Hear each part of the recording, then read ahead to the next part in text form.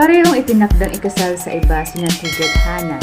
Si TJ ang ikakasal para sa pagtupad sa pangakong para sa kanyang kaibigan. Samantalang si Hannah ay nakatali sa isang arranged marriage. Ngunit naglaro ang tadhana sa kanila, ilang ulit silang pinagtagpo at may umusbong na pag-ibig.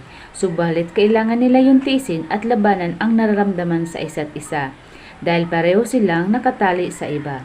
Magagawa ba nilang ipaglaban ang kanilang pag-iibigan o ipagpatuloy na lang ang pagpapakasal sa itinakda sa kanila? Tunghayan natin ang kwentong pag-ibig nila TJ at Hannah. Handog ng Josh Ray TV Presents, Pinagtagpo ngunit itinadhana nga ba? Si Hannah ay namumuhay na mag-isa sa Australia na kung saan siya ay nagtatrabaho bilang chemist. Malayo ang kanyang ama dahil nasa Pilipinas ito at wala na siyang ina kasi namatay ito noong nasa 5 taong gulang pa lamang siya. Simula nang gumaduate siya ay bumukod na siya at nakipagsapalaran sa ibang bansa. Sa kadahilan ng hindi niya makuha-kuha ang loob ng kanyang ama kahit anong gawin niyang pagpupursige at hindi niya na naramdaman ang pagmamahal bilang ama rito. Isang araw sa grocery store, habang kumukuha pa ng ibang bibilhin si Hannah, nakita niya itinabig ng isang lalaki ang kanyang grocery cart na nakapila sa cashier section. Dali-dali niyang binalikan ang iniwang grocery cart dahil sa may nakalimutan siyang bibilhin. Iniwan niya iyon sa pilahan. "Excuse me, I believe I was first in line." Kailangan niya mag-English kasi nasa ibang bansa siya, Australia particular. Tila slow motion ang paglingon ng binata sa kanya. Napaawang ang kanyang labi nang makita ang kabuuan ng binata. The man was handsome. Makapal ang kilay, prominenteng hugis ng panga at mapupula nitong labi na para bang kay sarap hagkan. Hindi na malaya na nakatanga na lamang siya rito ng ilang segundo. Matangkad ito kung kaya't nakatingala na lang siya rito. "Is something wrong with my face?" Tila na magnito lamang siya sa pagbuka ng mga labi nito. Sa kabila ng kaporma lang ng lalaki, hindi makakailan ang gwapo talaga ito. Para maitago ang pagkapahiya niya, inaasan niya ito ng kilay at boses. "I said I was first in line." Napakaswal na tinignan lang siya ng lalaki at nagsalita ito. "No, you weren't in line. A cart was here. Kung hindi ka pa handang magbayad, hindi mo dapat iniiwan ang cart mo." Nakakaabala, sagot nito na nakababakasan ng pagkainip. Bahagyang nagsalubong pa ang mga kilay. Hindi siya makapagsalita. Hindi siya sa may punto naman talaga ang lalaki dahil sa kinausap siya nito sa wikang Tagalog. Ibig sabihin, Filipino din ito. She had the Asian features, pero paano naman ito nakakasiguro na Filipino siya? Hindi na umimik ang lalaki at pagkabayad sa cashier ng pinamili, tumalikod na ito. Walang modo ang nasa isip ni Hannah. Bakit kailangan salubungin pa nito ang kasupladahan ko? Kung nagpaliwanag na lang sana ito ng maayos. "Miss," agaw pansin sa kanya ng cashier at inilapit na niya ang grocery cart sa cashier. Habang naglalakad si TJ sa parking lot, naisip niya yung babaeng yung nakatikim ng kasungitan niya dahil sa hindi maganda ang buong araw niya. Nasa isip niya, bakit niya sinungitan yung babae kahit pa nga may punto siya. Bagamat may gumuhit ng ngiti sa kanyang labi nang maisipan niyang titig na titig sa kanya yung babae. Naanimoy pinag-aaralan ang kanyang itsura. Hindi naman iba sa kanya ang karanasan na iyon kasi hindi naman lang siya kundi pati ibang mga babae at pinsan niya nagsasabi na iba ang sex appeal niya. Kahit pa nga na seryoso siyang tingnan, na mas nakakadagdag ang aura niya yon sa kanyang personalidad. Hindi naman talaga siya seryoso, tahimik lang talaga siya, pero iba na kapag mga pinsan niya ang kasama. Lumalabas na ang kakulitan niya. Kanina masama ang mood niya, biglang napawi sa alaalang na encounter niya sa kanina sa magandang dalaga. Nang magtakpo ang kanilang mga mata ay biglang naramdaman siyang koneksyon sa dalaga. Nasa isip niya na Filipino ito. Hindi niya alam kung bakit ganun ang naramdaman niya. Kaya para makumpirma, kinausap niya ang babae sa Tagalog at hindi naman siya binigo nito. Maya't maya biglang tumunog ang cellphone niya. Nakita niya si Tito Hector, ang ama ng kanyang best friend na si Camilla. TJ, may alam ka bang problema ni Camille? Bakit mo na tanong Tito? Gusto niya lang malaman kung maayos ang kalagay ng kanyang kaibigan. Palagi siyang nagkukulong sa kanyang silid. Ako itong ama, pero hindi ko alam kung may problema ang aking anak. Pasensya ka na. Ikaw lang kasi ang alam kong pinagkakatiwalaan ni Camille. Sumang-ayon naman si TJ na pupuntahan niya si Camille, ang kanyang best friend. Nawala na sa isipan niya ang babae na nasa grocery. Nang matapos ang pagbayad ni Hana sa cashier, ay pagtulog ng cellphone nito. Nakita niya mula sa Pilipinas ang tawag, ang sekretarya ng kanyang ama. Ayon dito, pinapauwi siya sa Pilipinas ang kanyang ama as urgent, as bukas na. Kaya ipipadala ng sekretarya ng kanyang ama ang ticket niya pauwi. Hindi niya naman alam kung bakit at hindi iba sa kanya na ang sekretary nito ang tumatawag sa kanya. Kasi mula pa ng bata niya, siya hindi malapit ang loob niya sa ama. Kahit anong pagpapansin ang pinagawa niya noon, wala pa din ang atensyon sa kanya. Ni minsan, hindi siya nito binati sa kaarawan, hindi nag-attend ng kanyang graduation or mahalagang okasyon. Palaging ang sekretarya nito ang inuutusan. Wala siyang kinagis ng ina, kasi 5 taong gulang pa lang siya, wala na ito. Sa photo album na lang niya at nakita at nakilala. Wala na nga siyang ina, pati atensyon ng kanyang ama ay di niya nararanasan. Kaya nang gumraduate siya ng high school, nangimang bansa na lang siya. Hindi naman tumutol ang kanyang ama, lumaki siyang masagana sa lahat. Kahit anong gusto niya, nakukuha niya dahil sa yaman nila. Pero hindi siya masaya. Hindi kayang tumbasan ng pera ang simpleng kaligayahan ng gusto niya mula sa ama. Marami sa kanya na inggit noon pero hindi siya masaya dahil iba ang gusto niya, pagmamahal ng kanyang ama. Nagtapos siya sa California bilang chemist, pero kahit anong achieve niya, wala pa din sa natanggap na pagpupuri mula sa ama. Bakit raw po kailangan ko na umuwi agad? Tanong niya sa sekretary. Hindi ko alam Hana, at hindi sinabi sa akin. Sa isipan na baka pinapauwi siya ng kanyang ama, baka namimiss siya nito. Kaya pumayag siyang umuwi agad. Kinagabihan, niyaya siya ng mga kaibigan ng mag-bar hopping nang malaman nito na uuwi siya ng Pilipinas at nagkataon na birthday ng isa niyang kaibigan.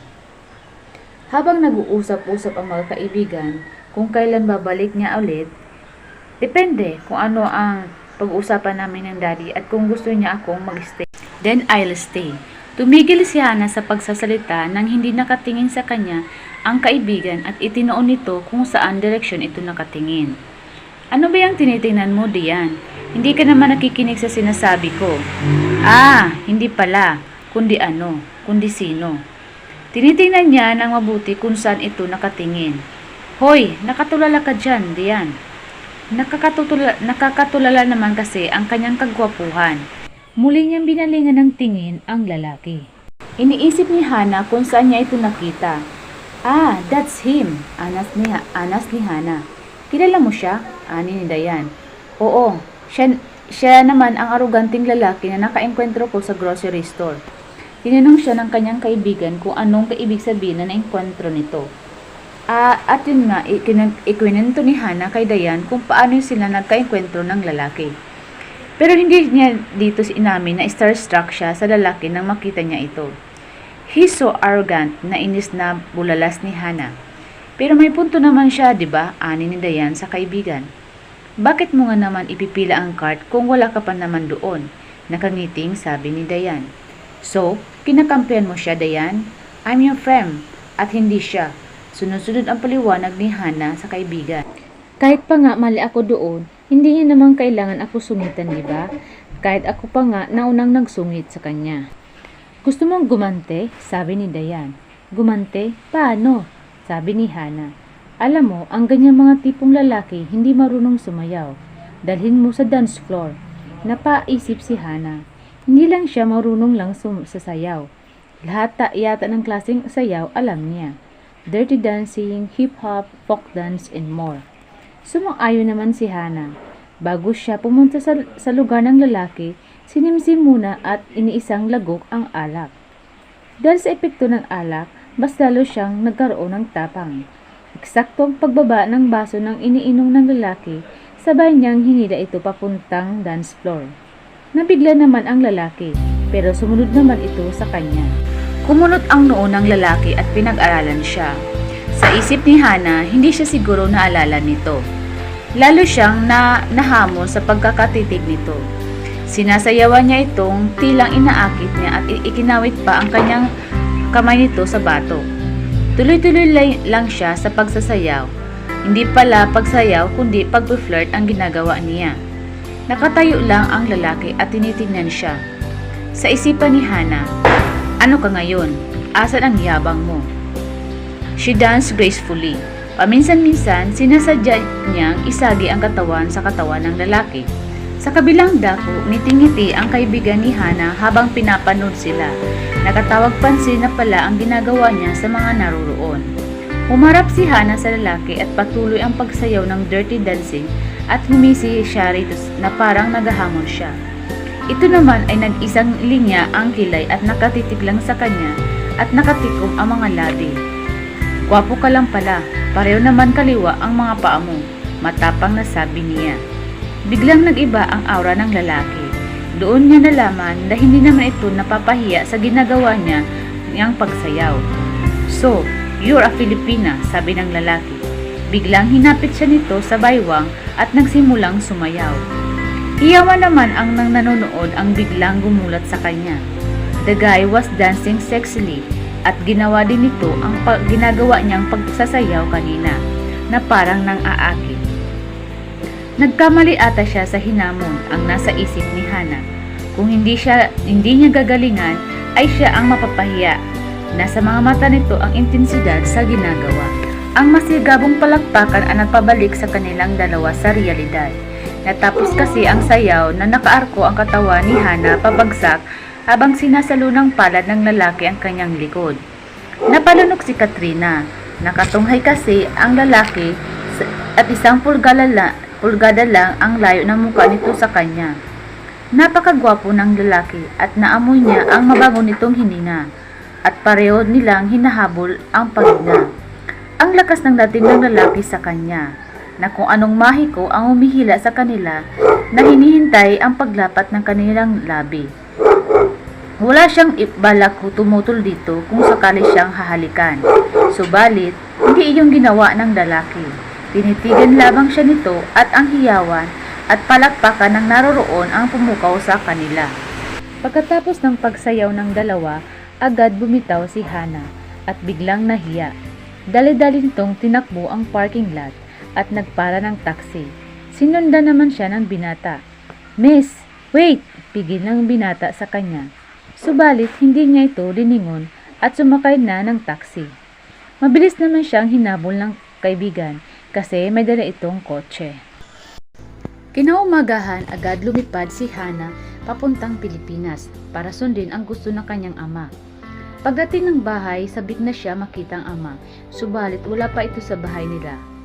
Natulugan na niya ang paghihintay sa ama at hindi na siya ginising ng katulong nang dumating ang ama nito. Kinaumagahan, nadatdan niya ito sa dining table at nag-aalmusal. Papa, good morning! Kumusta ka na? Sabik na wika ni Hana. Walang respond ng ama at busy ito sa binabasa. Alam niyo papa, malapit na akong ma-promote bilang senior chemist sa aming kumpanya. Hindi naman sa pagmamayabang, isa kasi yung gamot na nagawa ko na malaking naitulong yun sa kumpanya namin. Kahit ano-ano ang binalita niya sa kanyang ama, subalit wala pa rin ito imik. Sa isip niya, hindi pa din nagbabago ang kanyang ama. A man of few words. Papa, okay ka lang ba? Sumunod ka sa akin sa library. May pag-uusapan tayo. Pagdating nila sa library, hindi na ako magpaligoy-ligoy pa. Pinauwi kita rito dahil ipinagkasundo kita sa anak ni Mr. Reyes na magpakasal. Ano? Nagulat si Hana sa kanyang narinig. Narinig mo yun, hindi ba? Magpapakasal ka sa anak ni Mr. Reyes na si Brandon. No, papa. Mahinang sambit niya. Sa pangalan pa lang ang ayaw na niya sa lalaking iyon. Brandon is a good catch. Magiging maganda ang buhay mo sa kanya. Napapikit si Hana sa sinasabi ng ama at malungkot ang muka nito. Papa, sa pagdating ko hindi mo man lang ako kinumusta. Kung anong nangyari sa biyahe, o anong klaseng buhay mayroon ako. Tapos ngayon bigla mong sasabihin sa akin na magpapakasal ako sa taong yun na hindi ko man kilala at mahal. Ano ito papa? Business deal? Bakit ko kailangan magpakasal sa taong yun na hindi ko naman mahal papa? Iyon ang makakabuti sa'yo, tapos na ang usapan na ito. Really, Papa? Para sa ikabubuti ko? Nakakasigurado ba kayo? Ever since, wala akong natatandaan na nag-alala kayo sa akin. Wala ba akong karapatan magsalita kung future ko naman ang pag-uusapan at pag-aasawa? Nasa tamang edad na ako, at may karapatan naman ako na pumili ng gusto kong makasama habang buhay. Sinalubong niya ng tingin ang kanyang ama. Kahit hindi sila close ng ama, hindi naman siya takot dito. Mula noong maliit pa ako, ginawa ko ang lahat para mapasaya kayo. Mapansin nyo, pero wala akong natanggap na papuri o atensyon mula sa inyo. Ni minsan hindi ako naging pasaway na bata o naging sakit ng ulo sa inyo. Ginalingan ko na sa paklase para maging proud kayo. Kahit anong gawin ko, hindi nyo na-appreciate ang mga ginagawa ko. Naisip ko tuloy kung talagang anak nyo ako. Hindi nyo man ako sinasaktan physically, pero you're so cold to me. Mas masakit yun para sa akin dahil hindi nyo ako napapansin na parang hangin lang ako sa inyo. Anak mo ba talaga ako, Papa? Dahil titig na titig siya rito, nakita niya ang pagbabago ng mukha nito. Anak niyo po ba ako o hindi? Patuluyan ng umiyak si Hana sa katanungang iyon. Sa tingin ko, hindi niyo talaga ako anak. Sabihin niyo sa akin ang totoo, Papa. Tumayo ito sa kinaupuan at lumapit sa ama. What is the truth, Papa? Anak kita, maigting sambit ng ama rito. Are you sure? Bakit hindi ko yun naramdaman? Sarkastiko niyang sagot at tuluyang tumalikod at walang paalam na umalis siya sa harapan ng kanyang ama. Matagal na umiyak si Hana sa kanyang kwarto. Naisip niya, ngayon lang niya naibuhos ang sama ng loob sa kanyang ama. Mula nang siya ay bata pa. Kahit na anong gawin niya, bigo pa din siya na makuha ang pagmamahal ng kanyang ama. Narinig na lamang niya ang pag-andar ng kotse. Inawi niya ang kurtina sa bintana at tuluyan niyang pinanood ang pag-alis ng sasakyan ng kanyang ama. Hinang-hina siya sa naramdaman at dali-dali niyang kinuha ang bag at niligay ang kanyang mga damit hanggat naalala niya ang passport. Dali-dali niya itong hinanap pero hindi niya ito nakita sa kanyang bag. Kahit balik-balik na rin pa niya ito. Bigla siyang kinabahan sa isipang iyon na nasa kamay na ito ng kanyang ama. Umiyak na lang siya sa isipang iyon. Bigla niyang naalala ang kanyang kaibigan at tinawagan niya ito. Hana, kumusta ka na? Namiss kita ng sobra. Ami, mainang usal niya. Palakad-lakad siya sa kanyang kwarto. Hindi niya pa alam sa ngayon ang plano ng kanyang ama at ang pagpapakasal kay Brandon. At kailangan niya muna lumayo at makapag-isip-isip. Hey, may problema ka ba, friend? Ang sabi ni Ami. Nang mahimigan nito ang boses niya na parang may problema. Si Ami de la Cruz ang isa pa niyang kaibigan, schoolmate niya ang dalaga sa Australia. Mas matanda sa kanya ito, pero naging kaibigan niya ito dahil senior ito sa sinalihan niyang grupo noon. Si Ami ay nakapagpangasawa ng sikat na businessman, si Albert Mondragon, at sa Pilipinas na nakabase. Kailangan ko ng tulong mo, Ami, naiiyak na sabi ni Hana. Sa lahat ng friends niya, si Ami lang ang makakatulong sa kanya kasi hindi ito kilala ng kanyang papa, hindi ng iba pa niyang kaibigan. Of course, kahit ano, basta kaya ko. Ikaw pa ba? Anong pwede kong maitulong sa'yo? Sabi ni Ami. Wait, andito ka ba sa Pilipinas? Oo, kakauwi ko pa lang kahapon. Akala ko na-miss ako ng aking ama kaya niya ako pinauwi. Yun pala ay ipakakasal niya ako sa anak ng kanyang business partner. What? Seryoso ba ang papa mo? Sa tingin ko, oo. At sa ngayon, nawawala ang passport ko. At sa tingin ko, nasa kamay na yun ng aking papa. Ayaw niya akong pabalikin sa Australia hanggat hindi ako na ikakasal at need ko na lumayo-layo at makapag-isip-isip. Iyan din ang isa-suggest ko sana sa'yo. ani ng kanyang kaibigan. Lumayo ka muna, mag-isip. Hindi simpleng bagay ang pagpapakasal, lalo na't hindi mo kilala ng lubusan ang lalaki at hindi mo siya mahal. Yes, I know. May alam ka ba ng lugar na malayo sa syudad, kahit isla o probinsya? Yes, isla. Alam mo bang may pagmamayari ng asawa ko ang Peace Island sa Palawan?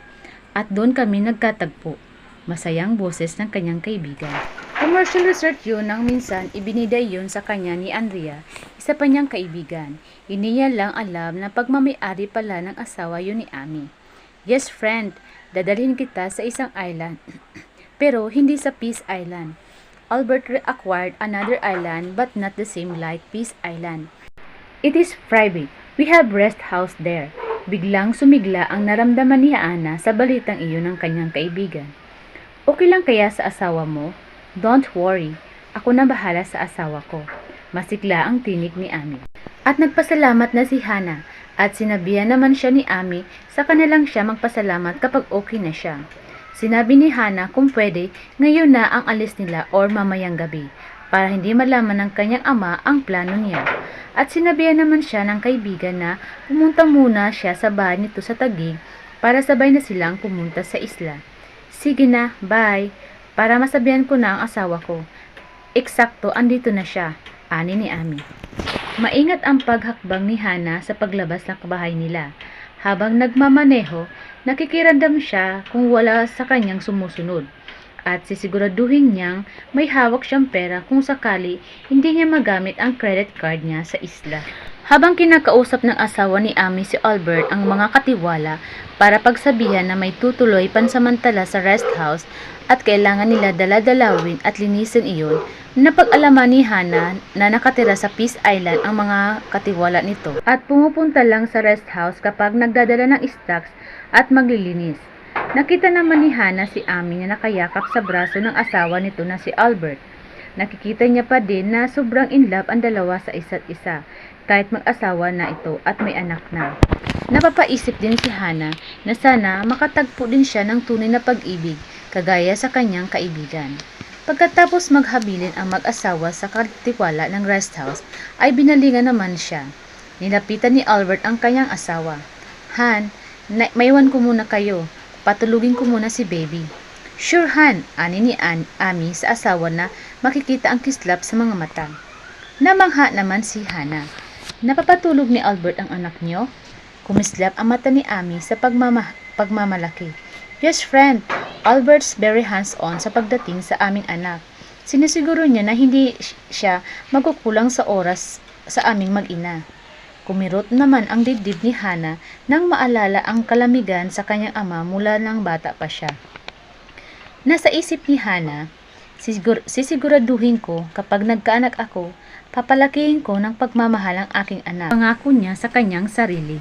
Si Albert mismo ang nagpiloto ng chartered plane at naghatid sa kanya sa isla.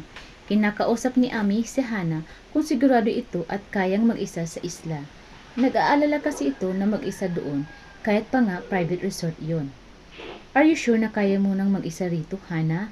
Panatag naman ako kasi may pumupunta dito sa katiwala. Pero ang iniisip ko kung may mga wild animals na mapapadpad dito. Dahil masukal ang ilang bahagi ng isla. At hindi siguro na safe ka mag-isa dahil babae ka. Pero sinisiguro ko naman na safe ka dito kasi may CCTV na nakamonitor sa labas. Para naman hindi mo ako kilala, ani ni Hana. Marunong naman ako ng self-defense. Natatawa na sabi niya. Are you sure? Sabi ni Ami. Tumango siya. Yes, I'm sure. Hindi naman ako matakutin. Kailangan ko lang ng panahon para sa aking sarili. I need some soul searching, aniya ni Hana. Nakaraan ng isang araw ng pamamalagi ni Hana sa isla, kinamusta naman siya nito at napag-alaman niya rito na ayon sa magazine na nabasa, nasa bakasyon siya. Pero naisip niya na kumikilos na ang kanyang ama sa paghahanap sa kanya. Posibleng pinaghanap na siya nito, hindi dahil sa nag-alala ito sa kanya, kundi baka masira ito sa kumpadre kapag hindi na ituloy ang kasal.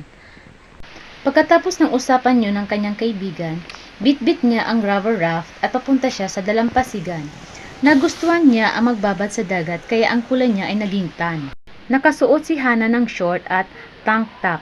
Masarap ang pakiramdam niya sa ginagawa niya na para bang ibon na nakalaya. Hindi siya nakakaramdam ng anumang guilt sa pag-alis niya. Ginagawa niya yun para sa sarili niya. Iniisip niya na sa susunod na babalik din siya sa realidad. Wala siyang pakialam sa ginagawa niya na parang bata na lumusong sa dagat kasi nag-isa lang siya roon. Nang hanggang dibdib na niya ang tubig, sumampa siya sa rubber raft at kinampay niya ang mga binti at idinikit niya ang baba sa rubber raft nang mapagod siya. Nagpahinga siya. Out of the blue, biglang naisip niya yung lalaking nakadalawang beses na niyang na-encounter. Ang gwapong mukha nito at ang kaakit-akit na mga labi na kay sarap bahalikan.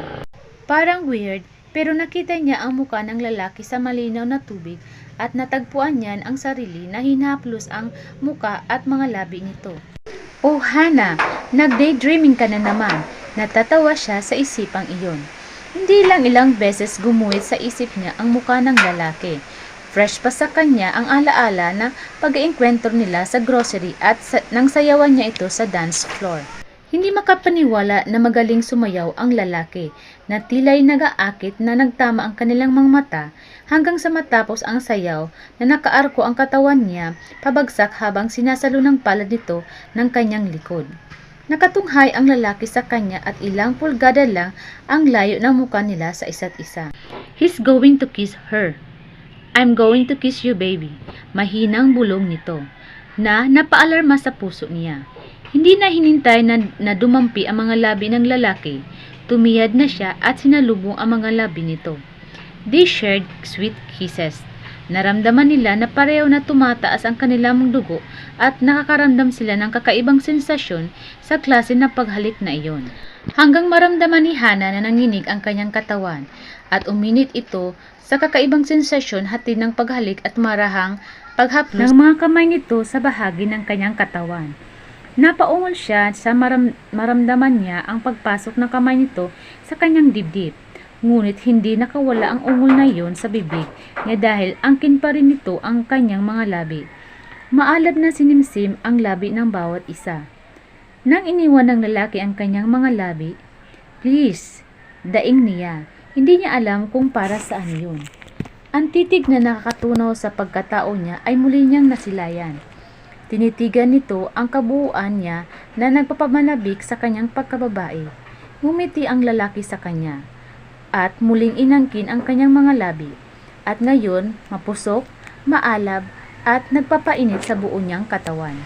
Umungol siya hanggang maramdaman niya ang malamig na dumampi sa kanya at nilamig siya. Malakas na napasinghap si Hana nang makita niya na sobrang dilim na sa paligid at inabot na pala siya ng sama ng panahon sa dagat. At bigla siyang tumayo at na out of balance siya at nahulog. Buti na lang nakakapit pa din siya sa rubber raft. Bigla niyang naalala, panaginip lang pala. Akala niya nagkaniig niya ang lalaki at parang totoo ang mga iyon. Bigla siyang naalarma na palakas ng palakas ang hangin na dumadampi sa kanya at nang wala na siyang matanaw na ilaw o ano paman. Sa tantiyan niya, nasa gitna na siya ng bahagi ng dagat o nasa malayo na siya ng rest house. Bigla siyang natakot. Hindi niya alam kung anong oras na kasi nakatulog siya. Oh God! Bulalas ni Hana. Malakas ang hangin at malakas ang agos ng tubig. Pwede siyang ano rin ito. Tulong! Tulong! Tulong! Somebody help me! Anybody there? Sigaw niya ng malakas. Kahit anong lakas ang sigaw niya, tila nilalamon lang ito ng hangin sa kawalan. Lalo siyang nangilas nang biglang humampas ang malakas na alon sa rubber raft niya. Tumaas ang tubig at patuloy ang pag-ulan at paglakas ng ihip ng hangin.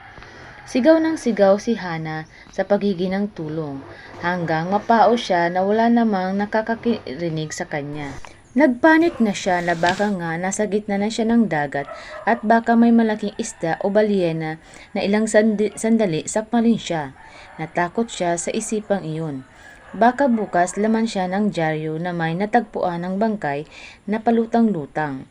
Umiyak na siya habang kinakampay niya ang mga binti at kamay parang makarating sa dalampasigan hanggang sa mapagod siya. Sigaw ng sigaw siya ng tulong hanggang sa nawalan siya ng malay na nakadapa sa rubber raft niya. Sa kabilang dako, napatda si TJ habang inaayos ang angkor ng yate niya nang makarinig siya ng tulong. Napatigil siya sa ginagawa at pinakinggan ngunit wala siyang narinig. Nagpatuloy siya sa ginagawa hanggang may narinig na naman siyang sumisigaw. Tulong! Tulong! Habang papasok na siya sa cabin para magbihis kasi nabasa siya ng ulan, muli naman siyang nakarinig ng sigaw. Muli siyang tumakbo palabas at umakyat siya sa deck at in-on ang searchlight ng yate. Pinadaanan niya ng ilaw ang kapaligiran. Wala siyang makita, maliban sa kadiliman at patak ng ulan. Pero may naramdaman siya na parang may humihingi ng tulong. Muli niyang pinasadahan ng ilaw ang kalawakan ng dagat. Paulit-ulit niya inilawan hanggang may nakita siya sa may dako doon. Mabilis siyang sumakay sa rubber boat na nakasampa sa rampa ng yate. Kumabog ang dibdib niya. The adrenaline was pumping in his veins. Nakakasiguro siya na may tao roon na nakasampa sa rubber raft. Sanay siya sa pag-rescue sa mga nangangailangan na ganitong pagkakataon. Dahil nag-training siya dahil kasama iyon sa trabaho niya. Naabutan niya ang isang babae na nakatapa sa rubber raft at tinawag niya ito. Hindi ito tumugon. Nasa isip niya, nawalan ito ng malay. Nilapitan niya at pinulusuhan, ganun na lang ang pagsigla niya nang madama niya ang puso nito sa leeg.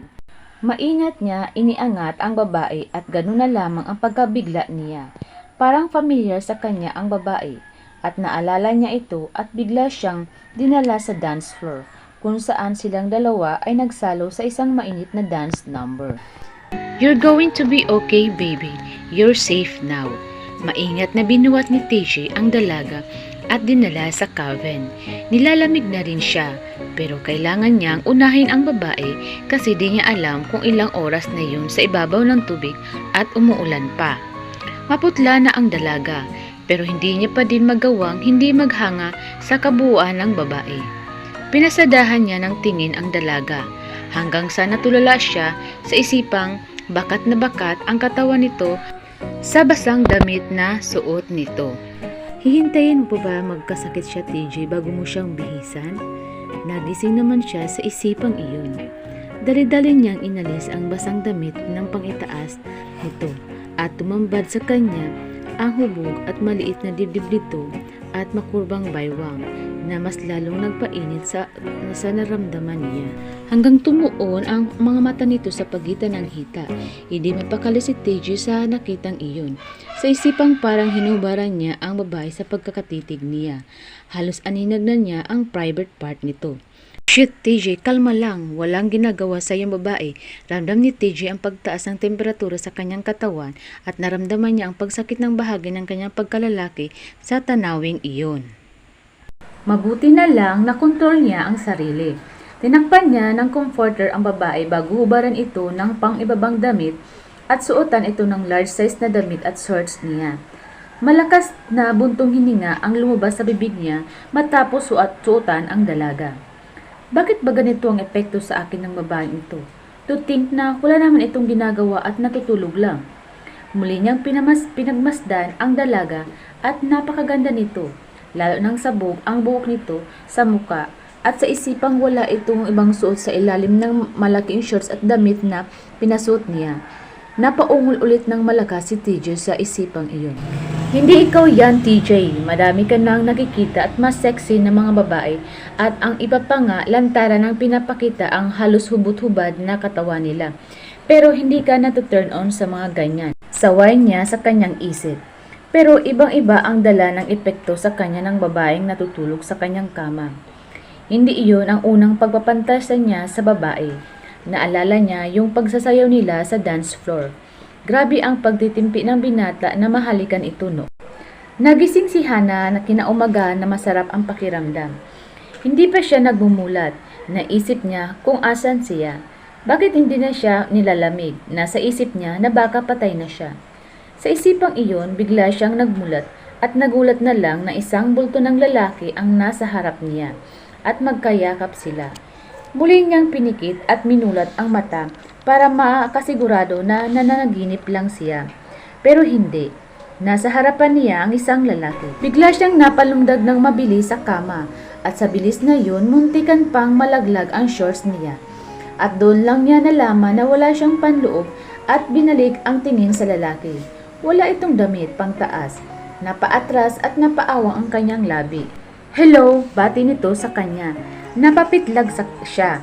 Sa paglingon niya, gising ng lalaki at nakasuot lamang ito ng pajama. What? Ikaw? Anong ginagawa mo rito? No. Inilang ulit pinilig niya ang ulo na baka sakaling imahinasyon niya lamang iyon. Alam niya nasa Australia ito at siya ay nasa Pilipinas. Pero nakailang pikit-pikit siya. Mukha pa din ng lalaki ang nakikita niya. Kinagat niya ang ibabang labi at napangiwi siya. Narinig niya tumawa ito ng bahagya. Bumaba ang mga mata niya sa nakalantad na malapad na dibdib nito at matigas na pangatawan na parang kay sarap haplusin at yakapin. And adding to that perfection were the lines hairs that ran down the garter of the pajama he's wearing. At napapaisip siya kung hanggang saan ang balahibong iyon.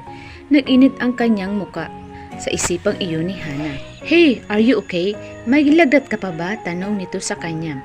Hindi niya kilala ang lalaki pero parang wala siyang naramdaman na takot mula rito at parang kampante pa siya sa nakasama ito.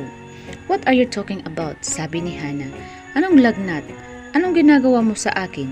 Why I'm wearing like this? Where am I? Who are you? Paano? Hey, relax! Ang dami mong tanong. Isa-isa lang, mahina ang kalaban. Una sa lahat, wala akong ginawa sa'yo. Kung iyo ang inaalala mo, I can guarantee you, i-check mo pa ang iyong sarili. Nasa yate tayo, don't you remember? Natagpuan kita sa gitna ng madilim na laot na nakadapa sa malaking rubber raft. Biglang naalala ni Hana ang lahat. You saved me? Ang akala ni Hana na mamalikmata lang siya na may naaninag siyang papalapit na ilaw at boses na pinapakalma siya na safe na siya. At bigla niyang naramdaman na may kumarga sa kanya hanggang wala na siyang maalala pagkatapos. You lost your conscious nang datnan kita and I don't have choice but to remove your clothes para hindi ka magkasakit.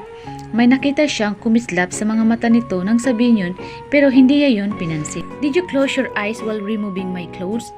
Ano bang pinagsasabi ko? Nasa isip ni Hana. Huli na para bawiin yung sinabi niya.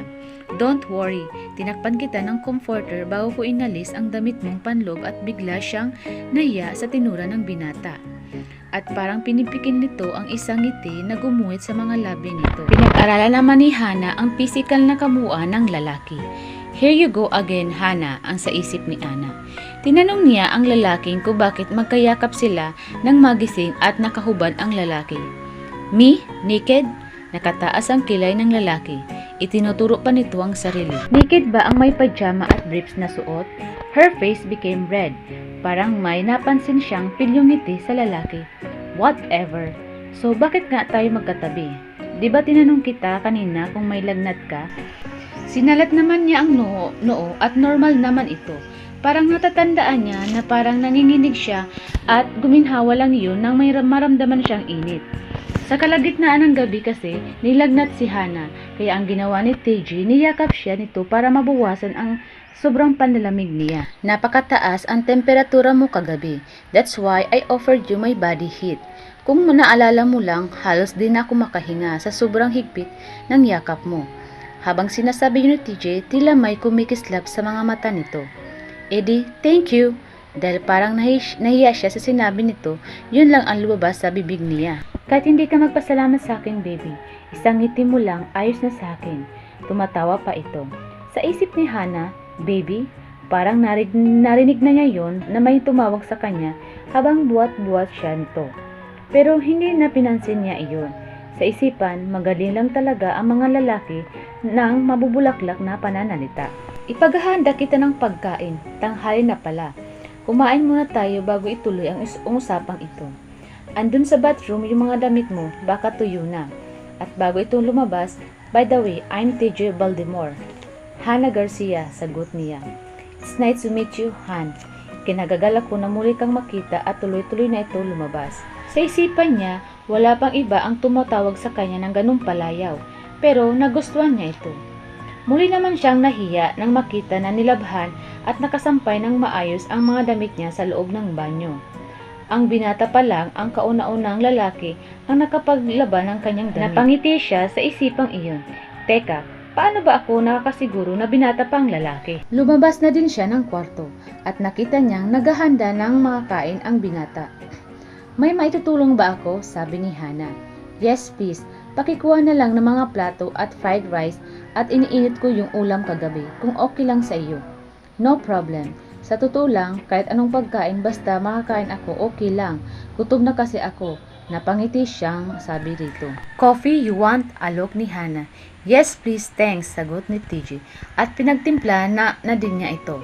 Habang kumakain sila, tinanong niya ang lalaki kung sino ang nagluto ng ulam. Kasi nasarapan siya rito. Masarap pa? Yes. Sino nagluto? Tanong ni Hana. Ako, sagot ni TJ. Nagtaas siya ng kilay. Are you sure? Why? Masaba ba kung ako nagluto? Hindi naman, nasurpresa lang ako. Akala ko kasi, hindi na naituloy ang sasabihin niya. Kung mamimit mo pa ang pinsan ko, mas masarap yun magluto dahil isang chef yun.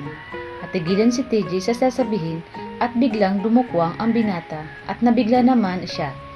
Pinunasan nito ang kanyang labi na may dumi. Nakatingin naman ito sa kanya habang ginagawa iyon. Hindi na malaya ni Hana na nakabuka ang kanyang mga labi at bumaba naman ang tingin ni TJ doon. Mula sa gilid ng labi ni Hana, naglandas ang daliri ni TJ sa kabuuan nito. Sa pagkabigla, hindi siya makapagprotesta sa pagginagawa nito. Bagkus, parang gusto niya ang ginagawa ng lalaki. Parang gusto niyang ipikit ang mga mata niya para madama ang sensasyon na hatid ng paglapat ng daliri nito sa kanyang labi. At hindi niya ginawa yun. Bagkus, pinagmasdan niya ang kagupuan nito. Napalunok si TJ at tila nahimasmasan sa ginagawa. Umayos ito sa pagkakaupo. Nag-iwas si TJ ng tingin. Kanina, parang nahulog sila pareho sa isang mahika. Should I say sorry? Sabi ni TJ. Inayos ni Hana ang pagkakaupo. Nagsusorry ka dahil pinunasan mo ang dumi sa labi ko? Patay mali siya niyang tanong. Alam mo ang kung anong tinutukoy ko. Saang lugar na ba to? Putol ni Hana sa sasabihin nito. Pinag-aralan naman siya ng binata. Actually, itong yate ay nasa likod ng isla. We're still in Palawan. By the way, bakit ka ba palutang-lutang sa dagat? Ano bang nangyari sa'yo? Nasiraan ka ba ng bangka? No, walang bangkang nasira o ano paman. Dahil yun sa katangahan ko. Nahihiyang sambit ni Hana. Sa katangahan mo? Paano? Nagtataka naman si TJ, pero na-amuse ito sa sinasabi niya na parang nakangiti ang mga mata nito. Okay, ganito yun. Pero wait, sasabihin ko sa iyo pero promise mo sa akin na hindi mo ako pagtatawanan. Ha? Paano kung hindi ko mapigilan tumawa? Parang naghahamon ito na bahagya pang nakataas ang kilay. Basta, pigilan mo, okay? Parang nahihiwagaan siya sa kanyang sarili. Ibang tao si TJ at hindi niya pa lubusang kilala, pero parang ang gaan-gaan ang loob niya rito. Okay, I will. Umakto pa itong sinisipper ang bibig na parang nakangiti. You won't laugh at me, okay? Paniniguro niya rito. Okay, I will. Well, nagsusiming kasi ako. Dala ko yung big rubber raft. Napasarap ata yung panliligo ko, tapos bigla kong nakitang mukha mo sa tubig. Napangiwi siya. Hindi niya yun sasabihin ang bagay na yun. Tapos, nakatulog ako. Siguro sa pagod na din. Next pagising ko, boom! Madilim na sa paligid. Nagpanik na ako dahil hindi ko alam kung saan ako. At masama ang panahon. At dahil siguro sa pagod at takot, ayun, nahimatay ako. Napahiya naman siya sa kanyang sinasabi. Imagine, mamamatay ako dahil lang sa nakatulog ako sa ibabaw ng rubber raft. Nagulat si Hana na biglang yumuyugyug ang balikat ng lalaki na nakasubsob ang muka sa mga palad nito. Hey TJ, pinagtatawanan mo ba ako? Nangako ka na hindi mo ko pagtatawanan. Biglang umupo ng maayos si TJ habang pinipigilan ang pagtawa. Parang may mga luha na ito dahil sa pagtawa. Hoy TJ, pinanlakihan niya ito ng mga mata. Kahit nagalit-galitan niya siya, nakukitan pa din siya sa pagpipigil ng pagtawa nito. Tumikhim ang binata. Nag-inhale, exhale ito. I'm not laughing at you. Look at my face. Tinuro pa nito ang muka. Nahalata naman, pinipigil ang pagtawa. Try to imagine it. Yung itsura ko habang nakatulog ako sa ibabaw ng rubber raft. Para akong hinihili. Then I was dreaming. Napatigil si Hana sa pagsasalita. Dreaming? Bumalik sa eksena si Hana na kung saan nakasalo niya ang lalaki sa mainit na halik. Nabigla siya, sabay tutup ng kanyang bibig. Pinapantasyahan niya si TJ Voldemort. Ano? Sabi ni TJ, na wala na sa mga labi nito ang ngiti na tila'y interesado sa mga sasabihin ni Hana. Ha? Ang sabi ni Hana. You said you're dreaming. What was your dream all about? Ikaw, tayo, we were kissing passionately. Ang nasa isip ni Hana na panay iling. Namumula naman siya dahil sa naiisip niya na kinakagat ako ng pating. Halos magkanda utal-utal na siya sa pagpaliwanag dito. Ngumiti naman si TJ. You're safe now. Ngumiti din si Hana kay TJ kahit hindi niya kayang salubungin ang mga mata nito. Thanks to you. You were in the right place and at the right time. You're very much welcome. By the way, alam kong naging rude ako noong unang pagkikita pa lang natin. Ipagpaumanhin mo. And I had a bad day that time. Actually, gusto sana kitang balikan sa grocery store. Pero nagkaroon ng emergency call, ang sabi ni TJ. Nalaglag ata ang puso ni Hana dahil may balak pala itong balikan siya noon. I thought I found an arrogant guy in the whole world that time, sabi ni Hana. But anyway, mas sobra pa ang pagligtas mo sa akin kaysa sa pagtataray mo noong nasa grocery pa rin tayo, sabi ni Hana. Salamat sa'yo TJ, mas malaki pa nga ang utang ko sa'yo ngayon. The second time we met, hindi na ako nagkaroon ng pagkakataon na humingi ng paumanhin dahil sa na-miss ako sa galing mong sumayaw, ani ni TJ, na nakangiti na rin. Nahiya naman ang bahagya si Hana sa compliment ni TJ sa kanya. Sa totoo lang, ako ang nasurpresa sa galing mong sumayaw. Wala naman kasi sa pagkatao mo. Napahiya tuloy ako, sabi ni Hana. Anyway, let's forget about that, nakangiting sabi ni Hana. Ngumiti na rin si TJ at may tilang kakaibang kislap sa mga mata nito. Pagkatapos nilang kumain, itinuturo ni TJ sa kanya kung saan banda ang isla na ang pinanggalingan niya. Bakit hindi ko nakitang isla na iyan? Hindi naman pala malayo at sa tingin ko, kaya kong languyin papunta doon. Hindi mo talaga makikita kasi masama ang panahon kahapon at madilim pa. Wait, kailan ka pa dito sa Pilipinas? 60s pa lang noong huli tayo magkita sa bar, sabi ni Hana. Umuwi ako ng Pilipinas on the next morning, sabi ni TJ. Nabigla naman si Hana. Ha? Bigla siyang natawa sa reaction niya. What do you mean by that? Yung reaction mo, sabi ni TJ. Believe it or not, pero on the next morning, yun din ang uwi ko sa Pilipinas. Wow! Napasipo si TJ na nakangiti. Pareho silang bahagyang nagiiling dahil hindi makapaniwala. Kahapon lang ako rito, sabi ni TJ. Actually, dapat kasama ko ang aking pinsan dito sa Palawan. Kaya lang may gagawin siyang importante, kaya ako ang naiwan dito at biglang sumama pa ang panahon. Siguro kung may malay ka pa nang dumaan ka sa islang ito, malamang makikita mong yate kasi may ilaw ito at inaayos ko pa para hindi tangayin ng alon. Coincidence or not, sa isipan ni Hana. Nakadalawang beses kaming pinagtagpo sa Australia at ang pangatlo dito pa sa Pilipinas at sa Palawan, sa isang isla pa na silang dalawa lamang. At bakit ito palaging sumasagi sa kanyang isipan? At ito pa pala ang sasagip sa kanya nang kailangan niya ng tulong. Maraming katanungan si Hana sa kanya kung bakit sila pinagtagpo ng tadhana. Sa pagpapatuloy ng ating kwento, Kabanata 4, Pamagat, Isla. Pagkatapos nilang mananghalian, tinatanong ni TJ si Hana kung saan ito hihahatid. Ha? Saan ba kita hihahatid? Baka hinahanap ka na ng mga kasamahan mo. Kung hindi mo tanda kung saan isla ka nang galing, gamitin natin itong yate doon sa malapit na isla. Baka isa doon ang tinutuluyan mo. Okay, sige, hindi ko nga tanda. Nakangiti, sabi ni Hana. Okay lang ba na maabala kita? Hindi mo ako naaabala. It's my pleasure to be of help. Biglang nakadama ng lungkot si Hana sa isipang maghihiwalayan agad sila. Tama ang kalkulasyon ng binata na naging agos ng tubig kagabi. Natagpuan agad nila ang isla na kung saan tumutuloy si Hana. Habang bumaba ng yate si Hana, inaalalayan naman siya ni TJ. Dahil hindi nakadaong ang yates sa malapit sa dalampasigan, iniangkla na lang ng binata at gamit ang rubber boat, inihatid siya sa pampang. Nagtataka si TJ kung bakit walang sa kanilang sumasalubong. Baka pinaghahanap ka ng mga kasamahan mo kaya wala tayong nakikitang sumasalubong sa atin. I'm alone here, sabi ni Hana. Nabigla naman si TJ. What? Bakit ka nag-iisa? Napakadelikado lalo't pang babae ka. At hindi dahilan yun na private property ito kaya safe ka.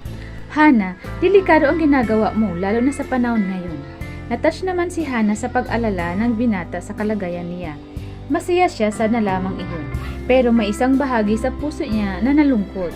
Dahil yung estranghero ay nagawang mag-alala sa kanya, samantalang ang kanyang sariling ama ay hindi man lang naramdaman ang pagmamahal at pag-alala nito. Meron naman dumadalaw sa akin bawat ikalawang araw. Kahit na, hindi sapat yun. Paano na lang kung pag-alis nung pumupunta sa'yo, saka naman naligaw ang masamang tao. Nagkibit balikat na lang si Hana. Para hindi na bumaba ang usapan, pinapasok niya ito sa sala nang makarating sila sa bahay. Umupo ka muna, ipaghain kita ng merienda bago ka umalis. Okay, sige, pero samahan na kita. Baka may aswang sa kusina. Are you kidding? Tanong ni Hana na nagpipigil ng ngiti.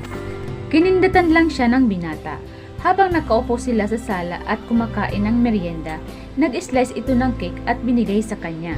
Hana, do you consider me as your friend now? Tanong ni TJ sa kanya.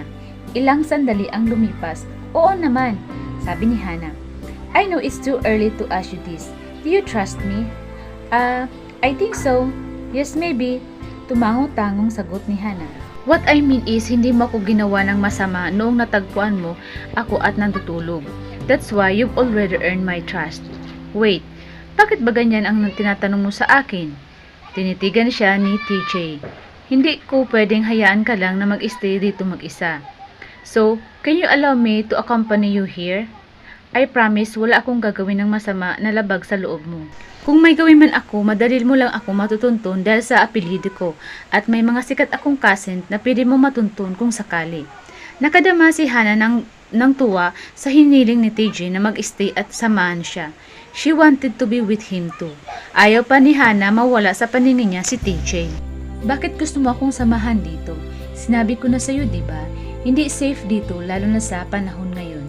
If you don't want me to sleep here, it's fine with me. I'll spend the night at my yacht. Bakit? Ulit pa niyang tanong. Gusto ni TJ mapag-isa kaya nagbakasyon ito. Pero bakit gusto nitong makasama siya dito sa isla? Sa isipan na Hana. Hindi siya sa nagrereklamo na makasama niya ito. Gusto niya pa nga na makasama ang lalaki. Gusto niya lang talaga malaman kung anong dahilan ng lalaki kung bakit gusto siyang samahan dito. Okay, alright. Maybe you're not comfortable with me. Hindi naman sa ganun. Kaya lang, okay, you win. Payag na ako. Pero kailangan ko muna magpaalam sa kaibigan na mag-stay ka rito. Matagumpay nang umbiti si TJ. That's good. Wait, stay here. Paalam ni Hana kay TJ at tinawagan na ni Hana ang kaibigan. Hello, Hana? Sa wakas, tumawag ka rin. Kagabi pa ako kumukontak sa iyo. Alalang-alala, sabi ni Ami na nasa kabilang linya.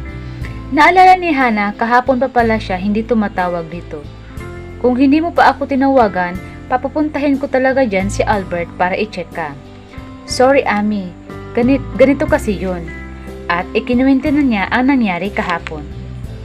Tawang-tawa si Ami pagkatapos siyang magkwento. Ami, saway ni Hana. Masisisi mo ba ako? Nakakatawa kaya ginawa mo, pamubos ka pa nito. Anyway, naintriga ako sa lalaking iyon ha. Is he handsome? Sinulya pa ni Hana si TJ sa sala, saka sinagot ang kaibigan. Yes.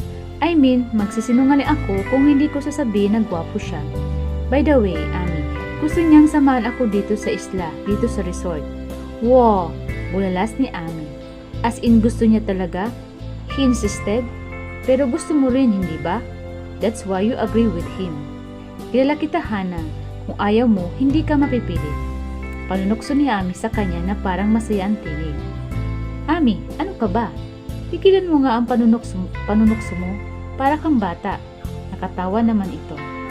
So, payag ka, okay lang ba? TJ Valdemar nga pala ang name niya. Valdemar? Sa pagkakaalam ko, may kaibigan chef si Albert na Ronnie Valdemar. Yes, nabanggit niya nga yun.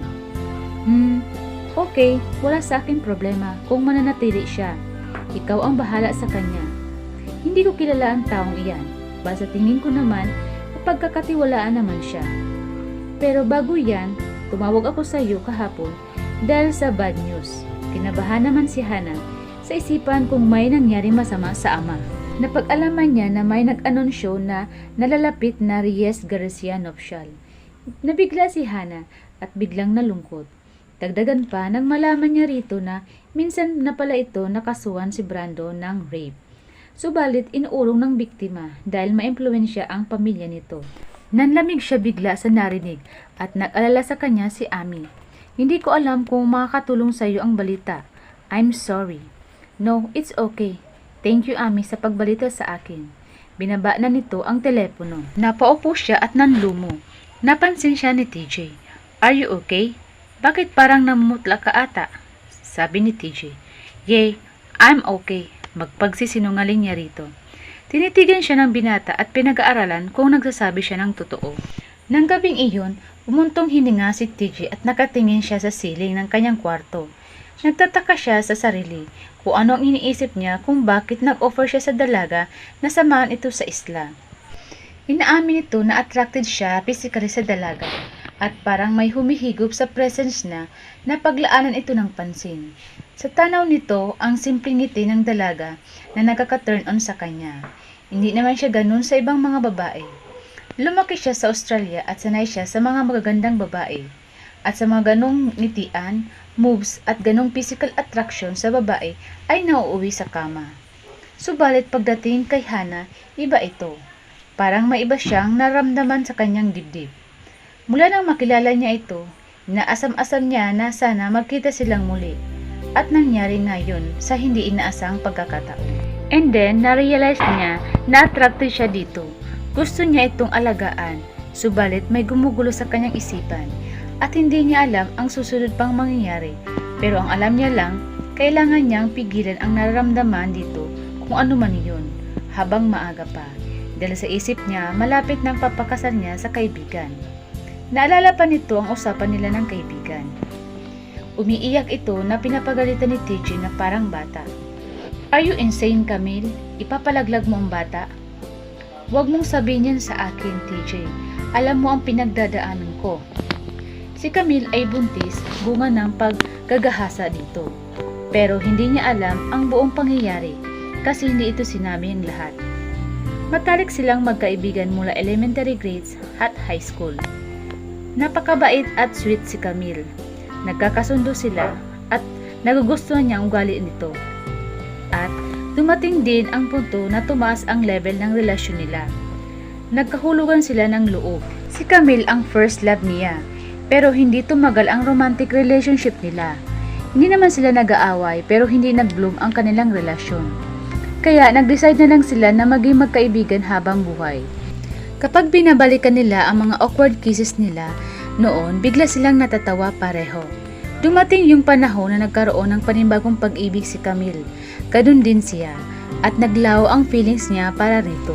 Napagtanto niya na hindi ganun kalalim ang pag-ibig na nararamdaman niya dito. Kaya madali itong nawala.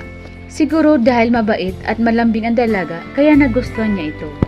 At dahil sa nangyari, gusto na ni Camille sirain ang sarili nito. At nung isang linggo nga, nakatanggap siya ng tawag mula sa ama nito na palaging nagkukulong sa kwarto. Hindi pa alam ng ama ni Camille ang pagbubuntis nito at itinago muna. Help me TJ, kailangan kong alisin ang batang ito sa aking sinapupunan sa lalong madaling panahon. Habang hindi pa nahalata ng pamilya ko, ayaw kong malaman ng aking ama na disgrasyada ako at iniwan ako ng boyfriend ko dahil dito. Nalungkot si TJ, hindi malaman ang gagawin at iisipin. Alam niya ang sitwasyon at naramdaman ng kanyang kaibigan. Lahat ay gagawin niya para maprotektahan at matulungan ang kaibigan niya. Kasi nagigilty siya dahil magkikita sana sila ng kaibigan sa araw na yun ang hasa ito. Kung nakipagkita sana siya, hindi iyon nangyari. Kakalibutan ko muna ang pagiging Kristiyano ko sa gagawin ko, sabi ni Camille. Hindi pwede, sabi ni TJ. At bakit hindi TJ? Tell me. Kahihiyan lang ang ibibigay ng bastardong ito sa akin. Kaya please, unawain mo ako. Umiling si TJ. No, you don't have to do that. Pakinggan mo ako. Pakakasalan kita. Nabigla man si Camille, pero hindi siya pumayag. Ayaw niyang isakripisyo ng kaibigan nito ang sariling kaligayahan para lang sa kanya. Pero kinumbinsi siya ni TJ na bukal sa loob niya ang desisyon at hindi iyon pagsisisihan. Kaya umayo na lang si Camille. Pero may kahilingan ito na bago sila magpakasal, pag-isipan muna niya ng 100 o 1,000 times ang gagawin. Kailangan muna nilang maghiwalay sa ngayon para makapag-isip-isip. Ayaw sana ni TJ umalis, subalit pinilit siya ni Camille na kailangan pag-isipan niya muna at lumayo, at kapag buo na talaga siya, bumalik siya at magpapakasala sila. Hindi pa nahalata ang kanyang tiyan dahil 8 weeks pa lang ito. Kaya umuwi si TJ sa Pilipinas. Ginugol niya ang sarili sa mga pinsan at sa kanilang hasyenda. Pagkatapos noon, inimbitahan siya ni Ronnie, ang kanyang pinsan, na mag-island hopping. Subalit nagkaroon ito ng emergency call at importanteng gagawin, kaya iniwan siya mag-isa sa isla. Itinuloy na lamang ang pag-island hopping, lalo pa biglang sumama ang panahon, kaya hindi na siya nakaalis doon. Pinilig-pilig ni Hana ang kanyang ulo habang itinataboy sa kanyang isipan ang lalaki. Gagabi pa siya hindi makatulog dahil inuukupan nito ang kanyang isipan. Nagluluto si Hana ng agahan para sa kanilang dalawa. Ang lalaki naman ay hindi pa lumalabas sa kwarto nito na ibinigay niya kagabi. Palagi itong sumasagi sa kanyang isipan at tinatanong niya sarili kung anong damdaming meron siya sa lalaki. Ito ba ang tinatawag na pagmamahal na minsan namamalaya na lang niya na nakangiti at parang teenager na nakinikilig? Hindi niya alam at ngayon lang niya ito nadama. Simula pa lang attracted na siya sa binata. Ang pagkakatanda niya, parang natulala pa siya nito noong una niyang makita ito. Physical attraction nga lang ba or something deeper behind it ang nasa isip nito? Hey, good morning! Napapitlag siya na may magsalita sa likuran niya. Kumambog ang dibdib nito. Gising ka na pala at nakapag-jogging. Akala ko tulog ka pa. Gulat na sabi ni Han. Nakita niya itong pawisan at bakat na bakat ang sando sa matitipunong katawan nito. Maaga akong gumigising at gusto kong simulan ang araw ko ng pag-jogging. Kaya pala magandang katawan sa isipan niya. Pumunta ito ng sala pagkatapos kumuha ng tubig at tila bulabog ang isipan. Napakaseryoso kasi na mukha nito. Coffee? Alok niya. No thanks, punta muna ako ng yate para makapagligo at makapagpalit ng damit. Sige, sunundan na lang niya ng tingin si TJ. Hindi niya inasahan ang biglang paglingo ng binata, kaya huling-huli siya na nakatingin dito. Namula naman ang dalaga, binawi niya ang tingin dito pero nahagip niya ang simpleng pagngiti nito sa kanya at tumalikod na siya. Hana, lumingin ulit ito. Gusto mo bang sumama mamingwit mamaya sa akin? Sige, kaya lang may problema. Hindi ako marunong mamingwit, sagot niya. Don't worry, I will teach you. Okay, I will go with you. That's great, ani nito. Nainip na si Hana sa kakahinta na may mahuli siyang isda. Nangangawit na ang kanyang kamay sa paghahawak ng fishing rod. Kahit isa, wala pa siyang nahuli, samantalang si TJ ay nakakaapat ng huli. Wala naman atang isda dito. Hey, Ani, relax ka lang kasi. Nangangawit na kaya ang kamay ko, reklamo nito. Okay, wait, I will get the chair for you. Nakukuha na din ako ng mga kain natin sa ibaba. Maya't maya biglang tumili si Hana. TJ, dali! Tili ni Hana nang maramdaman niyang biglang bumigat ang fishing rod niya. TJ, bilisan mo! Hey, what's wrong? Dali-dali siyang tumakbo. At humahangos pa na mabilis na agad naman nakalapit sa kanya. May nahuli ata ako. Happy ito sa sarili. Walang emergency? Nanlaki ang mga mata ni TJ kasi akala niya may nangyari ng masama sa dalaga. Tumitili ka dahil may nahuli na ang kawil mo? Hindi malaman kung matutuwa ba or hindi si TJ. My goodness, honey. Aatakihin ako sa puso kung makatili ka, wagas. Hahaha, natawa naman si Hana. Sorry na, na-excite kasi ako. Tulungan mo kaya ako dito. Bakit nakamasid ka lang? Naramdaman ni Hana na unti-unting parang hinihila ng pwersa siya. Mabigat ito, TJ. Pating ata ang nahuli ko. Tili niya na dahilan mahila siya ng pwersa ng kawil. At nang hindi siya nakasampa sa barandilya ay nahulog na siya. Wow! Gulat na sambit ni TJ na dali-dali naman siyang umawak sa fishing rod nito. Nasa likuran niya ito at parang naiyakap na siya ng lalaki. Mabigat nga, sambit ni TJ. Hindi na niyang narinig ang mga sinasabi ng lalaki kasi bulabog siya sa kanyang naramdaman dahil ang buong atensyon niya sa lalaki na parang nakayakap na sa kanya. Na-feel niya ang init ng katawan nito. Parang gusto niya lalo isandal ang likod niya dito. At gusto niyang namnamin ang tagpong iyon. Naamoy niya ang pabango ng lalaki dahil ang ulo nito ay nasa left shoulder niya at kung titingala siya, baka mahalikan siya nito. Karpa ang nahuli mo, Ani. Kaya naman pala mabigat at napakalakas ng hila. Siguro mga 4 o 5 kilo yata ito. Ha? Biglang pagbaling niya ng kanyang ulo. Eksakto din ang pagbaling ni TJ ng tingin sa kanya. Nabigla sila pareho at nagdikit ang kanilang mga ulo at para nagpapalitan sila ng hininga at ang lakas ng mga kabog ng kanilang mga dibdib. Hindi nakaligtas sa kanyang ilang ulit na paglunok ng binata. Nagtagpo ang kanilang mga mata at dahan-dahan bumaba ang labi ng lalaki. Subalit parang nakita niya ang pagtatalo ng emosyon na parang nag-aalangan ito sa gagawin. Si Hana ang hindi nakatiis at binawi niya ang tingin dito. Tulungan mo ako dito, TJ. Pinipilit niyang ikalma ang sarili. My gosh, ang laki ng isda. Talo kita. Anong sabi ng mga huli mo? Natatawa nito.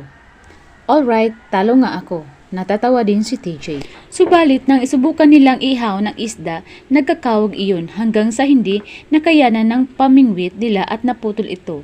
Kaya nakawala ang isda. Dahil malakas ang puwersa ng pagkakahawag ng isda, nawala ng bansi si Hana at tuluyan ng napasandal sa dibdib ni TJ. Subalit hindi inaasa na nawalan din ng balanse si TJ. Napaatras ito. Buti nilang agad naman nakabawi ang lalaki at naging steady ang pagkakatayo nito. Huli nang malaman niya na ang kamay nito ay nakapulupot sa baywang niya. Parang tumigil ang paghinga ng dalawa dahil namayani ang sandali ng katahimikan. Oh, paano ba yan, Honey?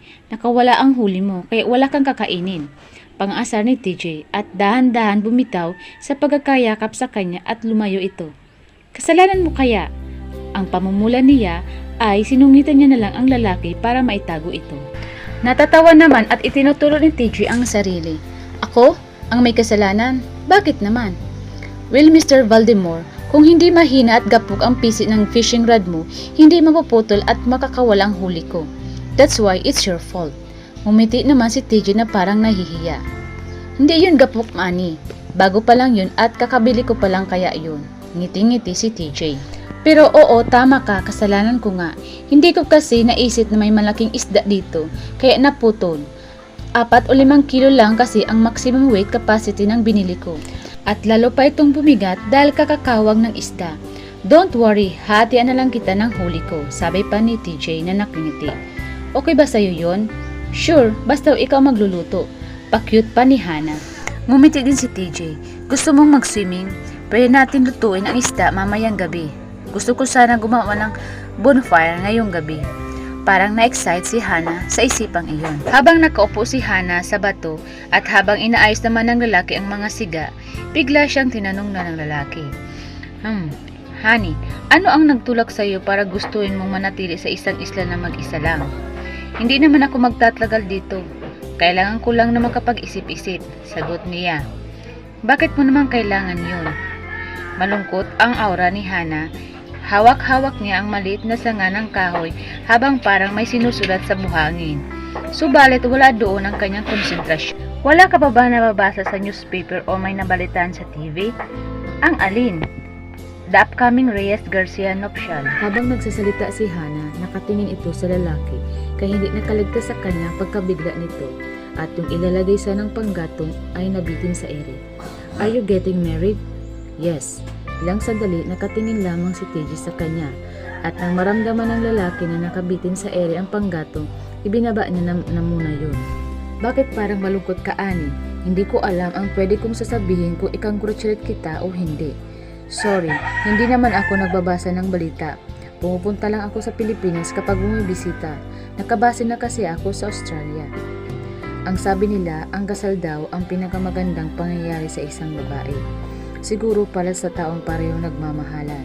Para naman sa akin, ang araw na yun ay parang araw ng kamatayan ko. Dahil wala naman kaming pag-ibig ni Brandon sa isa't isa, sabi ni Han. Lumapit si TJ sa kanya. Kung hindi mo siya mahal, bakit mo papakasalan siya? Tanong ni TJ habang iniihaw ang isda sa apoy. Sana ganun lang kadali yun. Hindi ko alam pero parang ang wedding ay para for business merging. Halos lumaki akong ginagawa ko ang lahat para sa aking ama. Pero ngayon hindi ko yung gagawin para paluguran siya. I'm trapped. Like you, sa Australia din ako nakabase. Pinauwi ako ng ama ko, akala ko dahil namimiss niya rin ako. Excited pa naman ako. Yun pala ay ipakasal ako sa anak ng isang business partner niya. That's why I'm hiding here para makapag-isip-isip. Ganun pala kaya ka nag-iisa sa isla, sabi ni TJ. Tumawa si Hana ng mapakla. Itutuloy mo ba ang kasal? I don't know.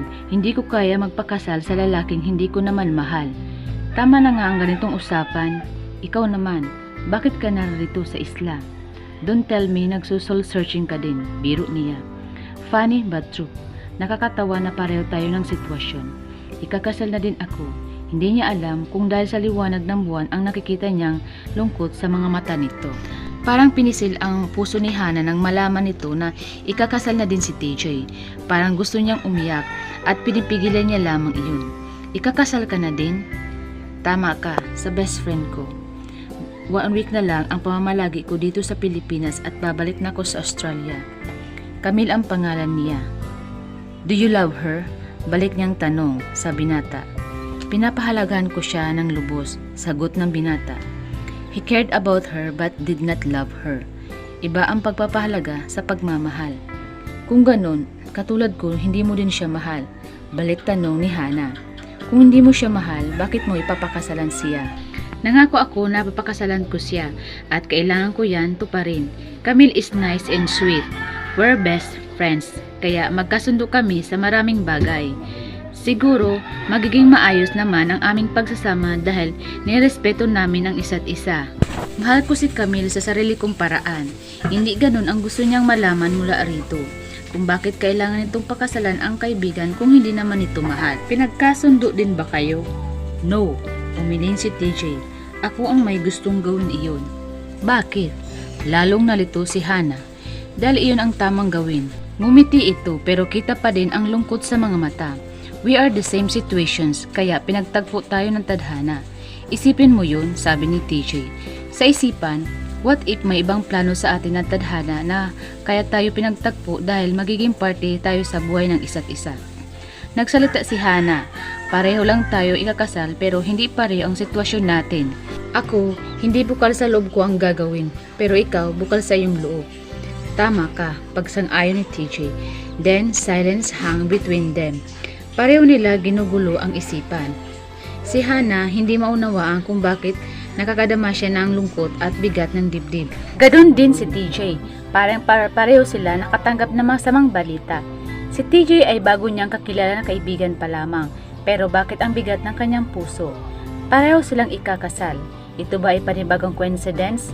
Malapit na itong maluto, sabi ni TJ. Walang buhay ang tinig nito. Tingin ni Hana bagsak ang mga balikat ng lalaki. Parang may gumugulo sa isipan. Okay, wait. Pupunta muna ako sandali sa loob ng bahay para kumuha ng maiinom natin. Hindi na hinintay ni Hana na sumagot si TJ. Dali-dali siyang tumayo at tumalikod para ikubli ang namumuong luha sa mga mata niya. Dali-dali itong naglakad at sunod-sunod ang buga ng hangin. Nasa isip niya, parang gusto niyang magkulong maghapon sa kanyang silid at umiyak ng umiyak. Pero bakit niya yun gagawin? Dito na po nagtatapos ang pang-apat na kabanata ng ating kwento. Sana nagustuhan niyo po. Pakasubaybayan ang mga susunod na kabanata sa ating kwento.